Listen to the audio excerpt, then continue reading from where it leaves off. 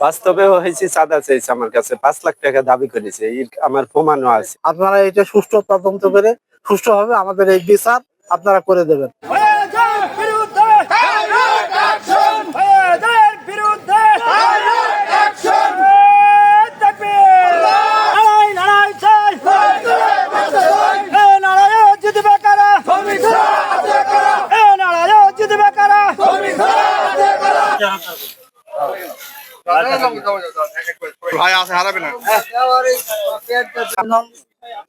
আমাদের যে উদ্দেশ্য চিতলা ফার্ম শ্রমিকদের, ওই আগে আমার বন্ধুরা তো বলে গেছে যে আমাদের 13 দফা যে একটা দাবি ছিল 16-17, সেই দাবিকে নিয়ে আমরা যে এর আগে আন্দোলন সংগ্রহ করেছি, তাতে আমরা ফলপ্রসূ এই 200 টাকা হাজিরা, এইটি আমাদের সামনে সবেমাত্র শুরু হয়েছে।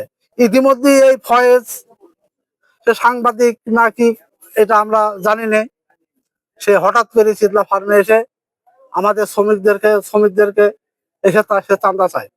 বেশ কয়েকটা শ্রমিক আছে, তাদের কাছে চাঁদা চাইছে, তার সাক্ষী প্রমাণ আছে। এবং আমাদের চিতলা ফার্মে যে জেডি সাহেব আছে, ঊর্ধ্বতন কর্মকর্তা, ওনার কাছে এসে হুমকি হামকি দেয়। এই যে আমাদের এই এর ফার্মে যে চাঁদা চাইছে, এর সাক্ষী প্রমাণ যারা আছে তারা আছে, এরা এদের নামে কেস করেছে, ফয়েজ নিজে কেস করেছে। তা আমরা চাই যে ফয়েজ যে কেস করলো কিসের ভিত্তিতে? সে বলছে এখানে একটা বাহিনী আছে, সেটা ফয়েজ লিখেছে, এখানে একটা বাহিনী আছে। সে বাহিনীটা কি আর বাহিনীটা কারা, সেটা যেন ফয়েজের কাছ থেকে আমরা এটি জানতে চাই, এবং প্রশাসন যেন সেইটি ফয়েজের কাছ থেকে বের করে নেয় যে ফলে কি। তাই আমরা ফয়েজের বিরুদ্ধে যে আমাদের অভিযোগ, তার বিরুদ্ধে আমরা যে অভিযোগ, আপনারা বড় সাংবাদিক বিভিন্ন জায়গাতে আসছেন, আপনারা এটা সুষ্ঠু তদন্ত করে সুষ্ঠুভাবে আমাদের এই বিচার আপনারা করে দেবেন, যাতে আমরা এই বিচারটা পাই। সত্য কথা।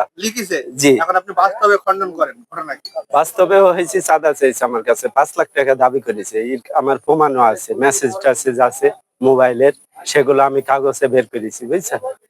ও হয়েছি বলে যে কাজ করে না, আমি আনুষঙ্গিক রেস্ট হাউসে সমস্ত কাজ করি, তার সাথে ধান লাগানো কাজ করি। ওর একটা হয়েছে আপনার এইভাবে যে আমার কাছে চাঁদা চাই কৃষির জন্য, এটা হয়েছে আপনারা দেখেন কি বলে ও হয়েছে ওই আপনার মেসেজে এইগুলা হয়েছে আমার সাথে করে, কি বলি যে হয়েছে কাজে হানে বাদ দিয়ে দেবো, তোকে হয়েছে এখানে থাকতে দেবো না, তো চাকরি থাকবে না, এইসব কথাগুলো বলি। আপনি কোন টাকা পয়সা দিয়েছেন? জি, আমি কিছু দিয়েছি। কত টাকা দিয়েছেন? দিয়েছি কিছু টাকা দিয়েছি। কত টাকা চেয়েছে বলবো না? ও 5 লাখ টাকা চেয়েছে, আমি কিছু টাকা দিয়েছি। আমাকে ফোন দিল যে ভাই আপনি বসে থেকে শুয়ে থেকে টাকা নেন, ভাই এটা দেখেন আপনারা, এখানে তো আমার তো বাড়ি তো এখানে না, আমার বাড়ি তো ডোমার, এখানকার লোকের কাছে শুনেন যে আমি বসে থেকে টাকা নেই না, এর সাথে শুয়ে শুয়ে থেকে এটা প্রমাণ করেন, প্রমাণ করে তারপরে লেখালেখি করেন। তারপরে আর ফোন দেয়নি, আর না দেওয়ার কারণে যে চাঁদা চাই আমার কাছে কত টাকা, এটা ইমান করে নাই যে তুমি এক জায়গা থেকে করে খাচ্ছ, তোমাকে দিতে হবে। তা দেই নেই বিদায় ও অনেক কিছু আমার নামে লেখে আর কি। না, সরাসরি ওকে আমি দেখি নাই, আজ যাবো তো দেখি নাই, তার সাথে ফার্মে আসেও নেই কোনোদিন, ফোনে আমাকে বলছিল।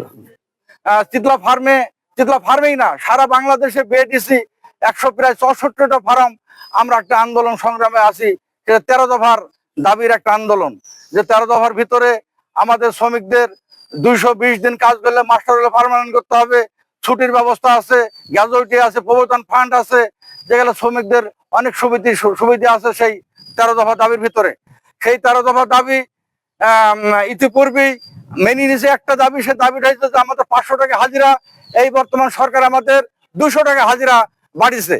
200 টাকা হাজিরা যাহা বাড়িছে, তখনই বিএডিসির কিছু ঊর্ধ্বতন কর্মকর্তা যারা অসাধু লোক, যারা একটা আত্মঘাতী আইন তৈরি করেছে, এটা 25-এর আইন, যে 25-এর আইনের ভেতরে বলা আছে যে একটা শ্রমিক একটা প্রতিষ্ঠানে 21 দিনের পরে কাজ করতে পারবে না। একটা আত্মঘাতী আইন, যে আমি বলেছে যে একটা লোক 28 বছরের পরে তাকে 58 বছর কাজ হয়ে গেলে তাকে বাতিল করতে হবে। এরকম অসংখ্য আইন সেই 25-এর ধারার ভিতরে আছে যে আইনটা আত্মঘাতক আইন। সেই আইনের বিরুদ্ধেও আমরা প্রতিবাদ করছি। আমি সাংবাদিক ভাইদেরও বলছি, সাধারণ এলাকার জনগণকে বলছি, এটা একটা আত্মঘাতক আইন। এই আইন কোনো দেশে নাই, কোনো রাজ্যে নাই। এটা একটা মগের মুলুকের আইন হবে। এই আইনটাকে প্রত্যাখ্যান করার জন্য আমাদের ফার্মের জেডিকেও বলবো, স্যার আপনি আমাদের এই আইনটা আপনার ওপর লেভেলে জানান। এই আইনটা আত্মঘাতক আইন। এই আইন দিয়ে কোনো বেডিসু কোনো কৃষি ফার্ম চলে না।